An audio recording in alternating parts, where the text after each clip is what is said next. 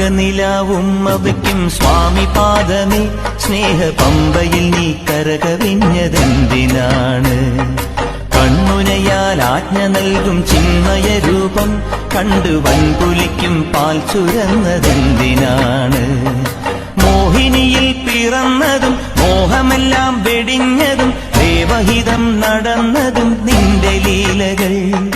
മോഹിനിയിൽ പിറന്നതും മോഹമെല്ലാം വെടിഞ്ഞതും ദേവഹിതം നടന്നതും നിന്റെ ലീലകൾ. ദേവഗണം നിരന്നതും ഭൂതഗണം തൊഴുന്നതും വേദമുഖം തെളിഞ്ഞതും നിന്റെ മായകൾ.